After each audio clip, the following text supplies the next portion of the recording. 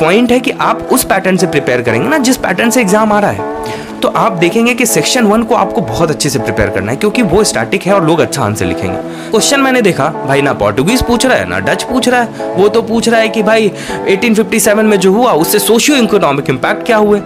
तो मेरे को लगा यार ये तो टाइम वेस्ट हो गया, और ये मैंने किया है, मतलब मैंने किया लिस्ट बनाया कि यार जो संथाल है वो 5 बार आ चुका है, ये जो है इतनी बार आ चुका है। तो अब मैं जब नोट्स बनाया उसके, तो मैंने प्रायोरिटाइज किया। देखिए, पर प्रायोरिटाइज द थिंग्स। अगर आपका स्टैटिस्टिक्स में 72 में 40 नंबर आ गया तो क्या फायदा करंट अफेयर्स पढ़ने का। हाँ, मुझे पॉइंट्स बहुत अच्छे से आ रहे थे, मैंने एकदम दिखाया एग्जामिनर को, भैया मेरे पास 15 पॉइंट्स है, आप देख लो। जहाँ मेरे को थोड़ा पर्सपेक्टिव लगता था वहाँ मैंने पैराग्राफ लिखा। तो इट्स किसी ने पहले निकाल लिया हो, किसी ने कोई बाद में निकालेगा, तो जो भी सक्सेस और फेलियर से इसको अटैच नहीं करना है, मतलब ये पर्सनल। नमस्कार दोस्तों, स्वागत है सबका एक इंस्पायरिंग और इन्फॉर्मेटिव वीडियो में। आज हमारे साथ आयुष कृष्णा सर हैं। आयुष कृष्णा सर का 66 बीपीएससी का जो रिजल्ट आया था उसमें 9th रैंक था, और सर को डिस्ट्रिक्ट माइनॉरिटी वेलफेयर ऑफिसर का पोस्ट सर को अलॉट हुआ है। इसके अलावा सर जो है कि यूपीएससी में IFOS इंडियन फॉरेस्ट सर्विस में 6th रैंक पे 2021 के रिजल्ट में सर का सिलेक्शन हो चुका है। और इस बार सर ने यूपीएससी मेंस भी लिखा है, जो लास्ट मंथ में चल रहा था मेंस। तो सर से जानेंगे सर की रणनीति, स्ट्रेटेजी और मोटिवेशन क्या था। और हम यूपीएससी के पर्सपेक्टिव से बात नहीं करेंगे, क्योंकि अब जो सबसे क्लोज एग्जाम है उसमें बीपीएससी ही है सिविल सर्विसेज में। तो सर से जानेंगे कि आप लोग कैसे 67th का जो कि मेंस होने वाला है उसमें कैसे आप आंसर राइटिंग स्किल को बूस्ट अप कर सकते हैं, और 69th और 68th का जो एग्ज़ाम नेक्स्ट ईयर होने वाला है उसके लिए कैसे आपको तैयारी करनी है। तो आप लोग मेरा काम अच्छा लगता है, चैनल सपोर्ट, चैनल सब्सक्राइब जरूर करिए और इस वीडियो को लाइक और शेयर करना मत भूलिए। सर, दो सफलता आपके पास में। सबसे पहले आप कॉन्ग्रेचुलेसन सर, थोड़ा बहुत अपने बारे में बताएं। थैंक यू वेरी मच आपका प्लेटफॉर्म पे आने देने के लिए। मैं मुजफ्फरपुर बिहार से बिलोंग करता हूँ, और मैं आर.के. मिशन विद्यापीठ देवघर में पढ़ा हूँ 12th तक। फिर IIT गुवाहाटी में मैंने पढ़ाई की। फिर 1 साल का मैं जॉब किया, जो बैंगलोर में एक कंपनी है कनाडा की, वहाँ कंपनी में जॉब किया। फिर मुझे लगा कि मुझे UPSC करना था, तो फिर मैंने जॉब छोड़ा है। फिर सर, फैमिली बैकग्राउंड वगैरह क्या रही है आपकी? फैमिली बैकग्राउंड, मेरे पिताजी डॉक्टर हैं, मेरी माताजी है होम मेकर, और मेरा एक भाई और एक छोटी बहन है। तो भाई जॉब करता है और मेरी बहन अभी बैंकिंग वगैरह की तैयारी कर रही है।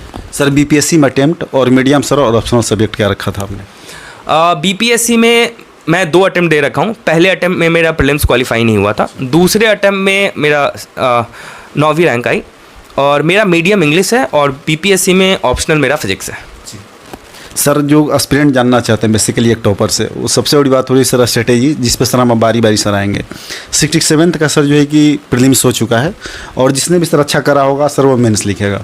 तो सर मेंस का स्ट्रेटेजी बताइए, क्या बुक लिस्ट वगैरह थे, क्या रिसोर्सेज थे, टेस्ट सीरीज आपने कैसे दिया?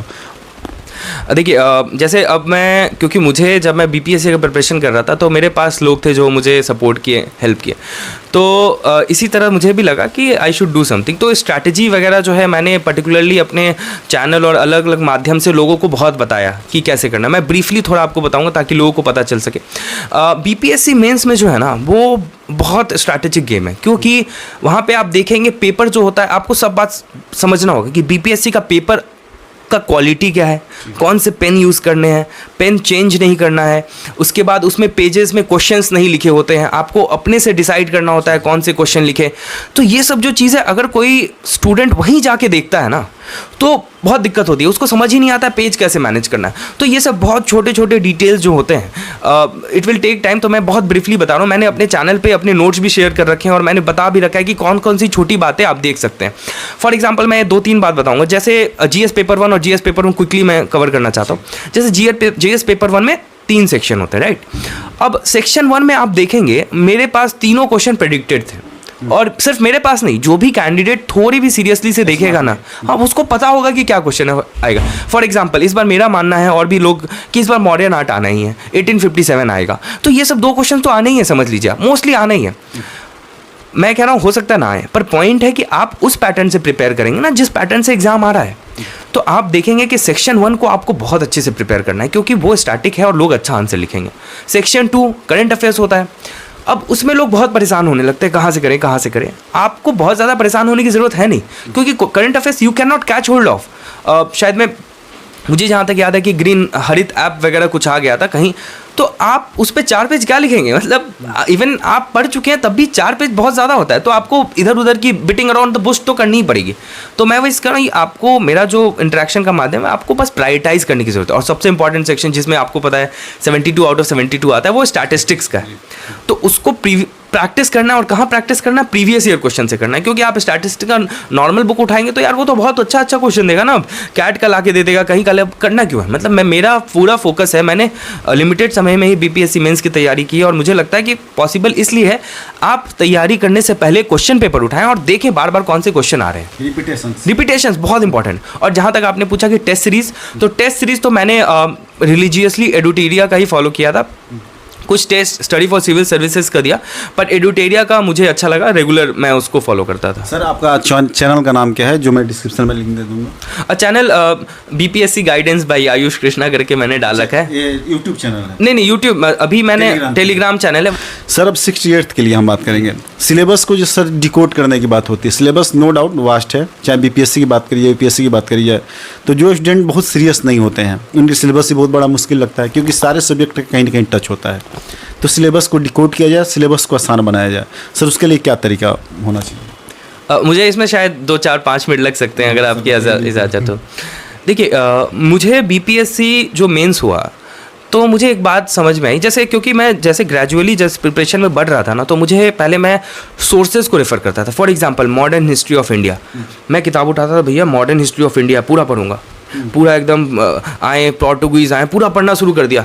अब पता चला भाई मैं 20 दिन वही पढ़ रहा हूँ, और जब तक 20वें दिन आया पता नहीं कौन आया था, पोर्टुगीज़ आए थे पहले कि डच आया था पहले, सब भूल गया। अब जब क्वेश्चन मैंने देखा, भाई ना पोर्टुगीज़ पूछ रहा है ना डच पूछ रहा है, वो तो पूछ रहा है कि भाई 1857 में जो हुआ उससे सोशियो इकोनॉमिक इम्पैक्ट क्या हुए। तो मेरे को लगा यार ये तो टाइम वेस्ट हो गया, और ये मैंने किया है, मतलब मैंने किया है। मेरे को लगता है जो एस्पिरेंट डायरेक्टली स्टार्ट करते हैं, जो जिनको गाइडेंस नहीं होती है, दे फॉल, पर ठीक है ये भी। उसके बाद मेरे को रियलाइज़ हुआ कि सबसे इंपॉर्टेंट बात क्या है किसी भी प्रिपरेशन में, कॉम्पिटिटिव एग्जाम में, मतलब ये मैं बहुत कन्विक्शन के साथ, यूपीएससी में भी अप्लाई हुआ है ये चीज़, फॉरेस्ट में भी, कि आपको पहले सिलेबस की कॉपी आपके डेस्क पे होनी ही चाहिए। मतलब आप जितनी बार पढ़ रहे हैं, आप जब भी पढ़ें 5-6 कॉपी रख लीजिए, एक मोबाइल में होना चाहिए दीवार, मतलब आपको सिलेबस जो है ना हर टाइम दिखना चाहिए। बीपीएससी पे फोकस करते हैं, जैसे पेपर 1, पेपर 2 और एक ऑप्शनल, ठीक है। ऑप्शनल तो बहुत स्पेसिफिक है, उस पर हम नहीं जाएंगे। पेपर 1 और पेपर 2 में आप देखें तो पेपर 1 में क्या है, पहला मॉडर्न, दूसरा करंट इवेंट्स नेशनल इंटरनेशनल, और तीसरा स्टैटिस्टिक्स। 3 भाग में बांटा है, और उस भाग में भी आप पहले देखें फर्स्ट पार्ट में क्या साफ साफ लिख रखा है, संथाल साफ साफ लिखा है, महात्मा गांधी, नेहरू, उसके बाद अंबेडकर, उसके बाद आपको एडुकेशन, वेस्टर्न एडुकेशन सिस्टम, मतलब आपको पिन पॉइंटेडली टॉपिक दे रखा है। मैंने क्या किया, मैंने क्वेश्चंस देखे, क्वेश्चन पेपर पिछले 10 साल के उठाए, मैंने देखा भाई कौन कौन से क्वेश्चन आए, मेरे पास लिस्ट है, मैंने लिस्ट बनाया कि यार जो संथाल है वो 5 बार आ चुका है, ये जो है इतनी बार आ चुका है। तो अब मैं जब नोट्स बनाया उसके, तो मैंने प्रायोरिटाइज किया कि भाई मैं पहले इसके नोट्स बनाऊंगा फिर इसके। तो लास्ट आते तक मुझे याद है मैं रविंद्रनाथ टैगोर जी के आधे नोट्स बनाया था, गांधी जी के आधे नोट्स बनाया था, और जयप्रकाश जी के आधे नोट्स बनाए। तो पॉइंट है कि मुझे उस जो 6 क्वेश्चन के ऑप्शंस होते हैं ना, आपके 3 क्वेश्चन तो ऐसे ही सेलेक्ट हो जाएंगे अगर आपने नोट्स बना लिया। तो मुझे लगता है कि सेक्शन ए जो है, सेक्शन ए मैंने बहुत अच्छे से डील कर दिया है, क्योंकि आपको प्रीवियस ईयर क्वेश्चन देखना है, फ्रीक्वेंसी देखनी है, किस क्वेश्चंस कौन से आ रहे हो। ये भी बहुत इंपॉर्टेंट बात है कि लास्ट टाइम कौन से क्वेश्चंस आए, उसको आप पढ़िए, हो सकता है आ जाए, तो फिर आप बैठ के अब ये थोड़ी बोलेंगे कि मैंने बोल दिया तो आप नहीं पढ़ेंगे, घाटा तो आपका हो गया ना। तो आप प्रायोरिटाइज कीजिए, पर मैं फिर भी आपको बोलूँगा आप प्रायोरिटाइज कीजिए। आप पहले 1857 को कीजिए, फिर आप कीजिए जो इस बार मौर्य आर्ट है, फिर आप लास्ट में कीजिए पटना कलम आ चुका है, पर आप कीजिए। तो मैं बस प्रायोरिटाइज करने की बात बोल रहा हूँ, ठीक। फिर सिलेबस डिकोडिंग की आप बात बोल रहे हैं, अब उसमें लिखा है कि दूसरे सेक्शन में क्या लिखा है, current national and international events. अब वो नेशनल इंटरनेशनल इवेंट्स कुछ भी हो सकता है, तो मैं बोल रहा हूँ कि करंट अफेयर्स जो आपका नॉर्मल सब स्टूडेंट्स पढ़ते हैं करंट अफेयर्स, राइट, तो मैं बोल रहा हूँ जो आप ऑलरेडी करते हैं बस वही आप कीजिए। कुछ लोग मेंस 365 देख लेते हैं ऊपर, मेरा पॉइंट है कि आप देखिए, पर प्रायोरिटाइज द थिंग्स। अगर आपका स्टैटिस्टिक्स में 72 में 40 नंबर आ गया तो क्या फ़ायदा करंट अफेयर्स पढ़ने का, मैं बस यही बोल रहा हूँ। आप उसके बाद स्टैटिस्टिक्स में आपको क्या करना है, इसमें सिलेबस डिकोडिंग का ज़्यादा नहीं है स्टैटिस्टिक्स में। एक चीज़ है जो आप ध्यान दे सकते हैं कि आप क्वेश्चंस कैसे चुने स्टैटिस्टिक्स में, वो बहुत इंपॉर्टेंट है। क्वेश्चंस कौन से चुनने हैं जिसमें डेटा आपको अच्छे से दिख रहा हो, तो उसको आप प्रीवियस ईयर से कर सकते हैं, ठीक है। ये पेपर 1 मोटा मोटी हो गया। नाउ अब पेपर 2 में आप देखेंगे तो पॉलिटी, दूसरे में ज्योग्राफी एंड इकोनॉमिक्स, एंड तीसरे में साइंस एंड टेक है। तो अब देखिएगा बहुत ब्यूटीफुली, मैंने देखा कुछ लोग जो अभी बहुत सारे मैसेज आ रहे हैं मेरे को, सर ज्योग्राफी पढ़ना है क्या। अब मैं देखिए किसी को मैं पर्सनली अगर सामने बैठ के बताऊं तो मैं बोलूँगा कि यार मत पढ़ो, पर एक प्लेटफॉर्म पे जब हम बोलते हैं, आप देखिएगा, आप अपने से इसको सेल्फ जस्टिफाई कीजिए। आप पेपर उठाइए पिछले 5-6 साल का, सेक्शन बी में लिखा है इकोनॉमिक्स एंड ज्योग्राफी का, मेरे को ज्योग्राफी का क्वेश्चन दिखा दीजिएगा, नहीं आते हैं। कभी आ गए होंगे तो आगे, हर बार इकोनॉमिक्स के क्वेश्चन पूछेंगे, वो भी बजट से पूछेंगे, इकोनॉमिक सर्वे से पूछेंगे, बिहार का पर्सपेक्टिव। तो आप पहले इकोनॉमिक्स कर लीजिए ना, आपके पास टाइम बता तो तब आप ज्योग्राफी के क्वेश्चन नहीं आ रहे हैं। अब नहीं आ रहे हैं फिर भी आप ज्योग्राफी उठा के पढ़ना शुरू करें, टोपोग्राफी पढ़ लिए, तो मतलब फ़ायदा क्या। मैं बस ये कह रहा हूँ कि रिवर्स इंजीनियरिंग आप पढ़िए, बस प्रायोरिटाइज करके ना। पहली पार्ट मेरे को लगता नहीं है, पॉलिटी में बहुत इशू है, मोस्टली लोग लक्ष्मीकांत फॉलो करते हैं या अदरवाइज भी फॉलो करते हैं। तो पॉलिटी के बहुत प्रेडिक्टेबल क्वेश्चन है, 4 क्वेश्चन तो सबको पता होते हैं जिसने ढंग से देख लिया पेपर। प्रेसिडेंट, गवर्नर, फेडरलिज्म, कोई भी आप फेडरलिज्म का जो आर्टिकल है ना वही पढ़ के चले जाइए, निश्चित काम आ जाएगा, मतलब इतना कन्विक्शन से बात। और जो साइंस एंड टेक है उसमें 4 टॉपिक है बहुत इंपॉर्टेंट, इसरो, डिफेंस, उसके बाद AI वगैरह। इस बार क्वेश्चन पूछा कि भाई डिस्टेंट प्लैनेट जो है आप बताइए वहाँ पे लाइफ है कि नहीं, ये सब खूब वैसा चल रहा था, रैंडम बात। लास्ट में क्या पूछ दिया कि भाई ये कैसे सोशियो इकोनॉमिक इम्पैक्ट, मतलब मैं बोल रहा हूँ कि इसरो का क्या कंट्रीब्यूशन, कुछ भी क्वेश्चन हो, हेड टेल सुनते हैं ना, मेन बॉडी एक मेन क्वेश्चन होता है, फिर एक हेड लगा देते हैं, एक टेल लगा देते हैं। तो हेड और टेल से परेशान नहीं होना चाहिए, है मेन आपका इसरो वगैरह, वो बहुत इंपॉर्टेंट है, उसको आप प्रिपेयर करें। मैं कोशिश करूँगा, ये सब नोट्स मैंने शेयर भी कर चुके हैं, कुछ होगा तो मैं कर दूँगा। ओके सर, जब आपने बीटेक किया उसके बाद में डिसाइड किया कि सिविल सर्विसेज तैयारी करनी है, बहुत लोग इस वीडियो को देख रहे होंगे ऑलरेडी बीटेक कर रखे होंगे या फिर बीटेक कर रहे होंगे या फिर साइंस बैकग्राउंड्स होंगे, तो मतलब ह्यूमैनिटीज़ के सब्जेक्ट्स का ज़्यादा वेटेज है। तो प्राइमरी रिसोर्सेज की बात करिए, तो कौन सा आपका रिसोर्सेज था, आपने पिक किया, कोई नोट्स लिया, कोई बुक्स लिया, NCERT पे गए, क्या थे वो? अब शायद मेरा एग्जांपल बहुत अच्छा नहीं होगा यहाँ पर, फिर भी मैं शेयर करना चाहूँगा। जैसे मैं जब बीटेक कर रहा था तब मुझे आइडिया था कि करना है, पर ऐसा नहीं था कि अभी करना है, तो मैं कुछ पढ़ा नहीं था एज सच, मैंने कुछ तैयारी वगैरह कॉलेज में नहीं की थी। मैं ऐसे बताऊंगा कि एक जो मैंने किया और मुझे जो लगता है अब इतने सारे लोगों से इंटरेक्ट करने के बाद क्या करना चाहिए, वो मैं दोनों बताऊंगा ताकि ये सुन के किसी को कुछ हेल्प भी हो सके। और तो फिर मैं जॉब छोड़ने के बाद ही फिजिक्स पे ही मैं लग गया था, क्योंकि फिजिक्स ऑप्शनल काफ़ी बल्कि है। और NCERT मोस्टली लोग बोलते हैं, पर मैंने स्टैंडर्ड बुक ही रेफ़र किया जनरली, जैसे लक्ष्मीकांत, राजीव वहीर, इन्वायरमेंट के लिए शंकर, तो मैं तो स्टैंडर्ड बुक रेफ़र किया। बट अब आपका सवाल है कि मान लीजिए कोई 4th ईयर में है, बीटेक कर रहा है, अब उसको पता है कि प्लेसमेंट में नहीं बैठना है, उसको पता है कि भाई सबसे पहले आ जाना है, मतलब प्रिपरेशन करना है। उसके लिए मेरे हिसाब से बेस्ट यही होगा कि यूट्यूब, आज तो पता है आपको, there are so many channels जो कि बहुत अच्छा, आप एक कम से कम पॉलिटी तो कंप्लीट कर लें अपना। मैं नहीं कह रहा हूँ आप हिस्ट्री कंप्लीट करें, पर पॉलिटी आप कंप्लीट कर लें, वही बहुत बड़ा एसेट है।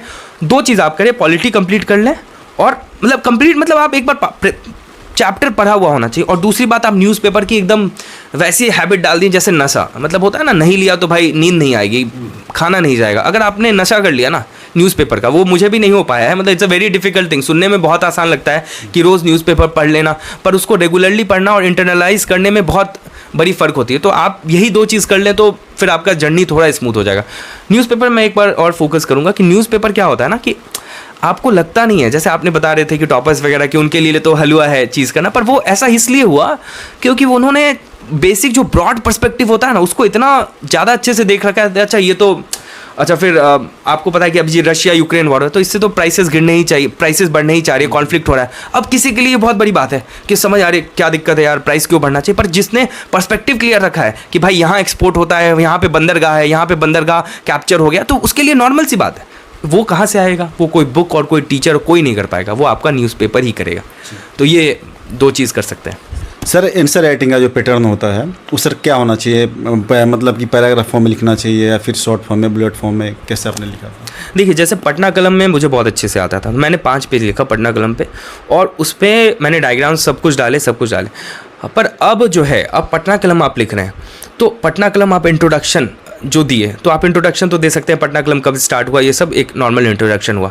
उसके बाद मैं थोड़ा बस इस आंसर को ही ब्रीफली कर दूँ ताकि वो पता चल जाए। उसके बाद मैंने डायग्राम बनाया। डायग्राम कैसे बनाया, मैंने मैप बनाया कि भाई ओरिजिन ऑफ पटना क्लम कहाँ से हुआ, उत्तराखंड से लेके फिर यहाँ थोड़े बाद वहाँ पे राजा हॉस्टाइल हो गया, तो धीरे धीरे पटना कैसे आया वो मैंने दिखा दिया। अब मैंने सब हेडिंग्स बनाई, सैलिएंट फीचर्स ऑफ पटना क्लम। अब मुझे ये बात अच्छी से आती क्योंकि ये स्टैटिक क्वेश्चन है, तो मैंने लिखे 15 पॉइंट्स, वो भी नंबर देखे 1 2 3 4 5 6। मैंने वहाँ पैराग्राफ यूज़ नहीं किया। अब जहाँ पे था कि पटना कलम को जो है प्रमोट करना चाहिए, वहाँ पे अब पर्सपेक्टिव की बात आई, तो मैंने वहाँ पे पैराग्राफ लिखा। तो कहने का सेंस है कि जहाँ मुझे पॉइंट्स बहुत अच्छे से आ रहे थे, मैंने एकदम दिखाया एग्जामिनर को, भैया मेरे पास 15 पॉइंट्स है, आप देख लो। जहाँ मेरे को थोड़ा पर्सपेक्टिव लगता था वहाँ मैंने पैराग्राफ लिखा। तो it's a mix of both, क्योंकि 15 मतलब 5 पेज है, तो आप सिर्फ पैराग्राफ लिखेंगे तो बोरिंग हो जाएगा, और सिर्फ पॉइंट्स लिखेंगे तो फिर वो फ्लो नहीं आएगा, मुझे ऐसा लगता है। दोस्तों, घर बैठे आपको यूपीएससी पीसीएस की ऑल मटेरियल्स चाहिए, like all standard books, all notes like Drishti Vision, Vajiram E T C, NCERT books, old new NCERT, mix NCERT, तो दिल्ली की आप रईस बुक स्टोर से मंगा सकते हैं, दिए हुए नंबर पर कॉल करके। Thank you sir. जो भी एस्पिरेंट सर आपको सुन रहे हैं सर, ऐसे उनके लिए 2 शब्द आपका मैसेज क्या उनके लिए? जैसे मेरा मैसेज ये है कि एग्ज़ाम जो है हो सकता है आपके फैमिली फ्रेंड्स हो सकते हैं, आपके किसी ने पहले निकाल लिया हो, किसी ने कोई बाद में निकालेगा, तो जो भी सक्सेस और फेलियर है इसको अटैच नहीं करना है। मतलब ये पर्सनल अकॉम्प्लिशमेंट जो है थोड़ा ऐसा है कि बहुत पर्सनल नहीं है। मतलब आप अगर सक्सेसफुल हो रहे हैं तो बहुत लोगों की इसमें कंट्रीब्यूशन है, और अगर आप फेल कर रहे हैं, मैं तो कहता हूँ फेल नहीं है, इट्स अ स्टेपिंग स्टोन। मेरे हिसाब से अगर कोई लगे रहे ना तो उसको अच्छा मिलता ही है। मतलब मैं अभी मेरा ORN में लगभग 3.5-4 साल हो गया, और मैं बहुत फेल किया हूँ। मतलब मेरे जीवन में आज तक ऐसा कोई एग्ज़ाम नहीं है जो मैंने पहली बार में निकाला हूँ, चाहे वो मैं क्लास 6 में RK मिशन का एग्ज़ाम हो, चाहे वो IIT हो, मैं तो खूब फेल हूँ। मैं आपको बताता हूँ, जब मैं UPSC का इंटरव्यू दे रखा था उसके बाद मेरे 6 प्री फेल हुए। बताता हूँ, UPPSC का प्री फेल हुआ, BPSC का प्री फेल हुआ, एयरपोर्ट अथॉरिटी का प्री फेल हुआ, IB का प्री फेल हुआ जिसमें मैथमेटिक्स आता है। तो मैं एयरपोर्ट अथॉरिटी का फिर से एग्ज़ाम, मैंने 6 प्री लगातार फेल किए उस बार, जबकि मैं इंटरव्यू दे रखा हूँ। तो आप सोचिए एक बंदा जब इंटरव्यू देता है तो समाज कैसे हो जाती है, भाई पहले अटेम्प्ट में ही इंटरव्यू। मतलब आई वाज ऑन क्लाउड 9 कि भाई मैं तो भाई पहले अटेम्प्ट में ही कर लूँगा। फिर मुझे रियलिटी पता चलती कि भाई अगर तुम पढ़ रहे हो ना तो there are lot of candidates who are working very hard. तो अपने मतलब जो सक्सेस है और जो फेलियर्स को बहुत ज़्यादा अटैच नहीं करना। और आपको अगर ऐसा लगता है कि आपको बहुत प्रॉब्लम है तो यू आर रॉन्ग। प्रॉब्लम सबके पास है, सबका डायमेंशन। फॉर एग्जाम्पल, अगर आपके घर में पानी नहीं आ रहा है तो वो आपको एक प्रॉब्लम लगता है, तो हो सकता है कि किसी के पास सही से रहने के लिए जगह भी नहीं हो। सीरियसली मैं जानता हूँ ऐसे लोग को जो सुबह दिन भर काम करते हैं और पढ़ते हैं। तो आप समझिए कि प्रॉब्लम वो है ना, पर्सपेक्टिव का गेम है, क्योंकि आपके पास प्रॉब्लम है तो सॉल्व आपको ही करना है। आप you can not crib about it कि मेरे पास प्रॉब्लम था आप नहीं कर पाए, तो आप मीडियोकर लाइफ ही रह पाएंगे। तो आपको चॉइस लेना पड़ेगा कि आप मीडियोकर लाइफ ही जीना चाहते हैं कि you want to make a difference. ऐसे आप भी सुनिए, अगर कोई सब्जी बेचने वाले का बेटा IAS बनता है या ऑफिसर बनता है तो न्यूज़ बनता है कि एक IAS ऑफिसर का बेटा ऑफिसर बनता है। सिंपल सी बात है, क्योंकि सबको पता है स्ट्रगल रिकॉग्नाइज किए जाते हैं। सिंपल सी बात है, कोई रिकॉग्नाइज करे या ना करे, self satisfaction is the best satisfaction. बस एक चीज़ मुझे लगता है बहुत ज़्यादा होना चाहिए, फैमिली फ्रेंड्स का सपोर्ट है ना तो लेट इट बी, बस हो गया। अब ज़रूरत नहीं है आपको एक्सटेंडेड फैमिली का सपोर्ट चाहिए नहीं चाहिए, कोई कुछ बोल रहा है ना, थोड़ा कर्मयोगी बनना ज़रूरी है। बाद बाकी मेरे को लगता है things are very simple. Attachments ये सब जो है थोड़ा रोबस्ट प्रिपरेशन चाहिए बस, और हो जाता है। Thank you so much sir, बहुत प्रोसेस हम आपने निकाला। आपको एक बार फिर से कॉन्ग्रेचुलेसन्स, और सर से विश करते हैं कि जो आपने इस बार मेंस लिखा है आपको फिर से एक बार इंटरव्यू कॉल आए और आप अच्छी रैंक के साथ UPSC में सेलेक्ट हो, टॉप 100 में 50 में, ताकि आपको प्रॉपर तरीके से IAS मिले। तो दोस्तों, सर ने अपनी स्ट्रेटेजी बताई, जर्नी बताई BPSC के लिए। तो यदि आपको ये वीडियो अच्छी लगी तो इस वीडियो को लाइक करिएगा, शेयर कीजिए, चैनल सपोर्ट कीजिए, चैनल सब्सक्राइब करना भूलिएगा। Thank you so much sir.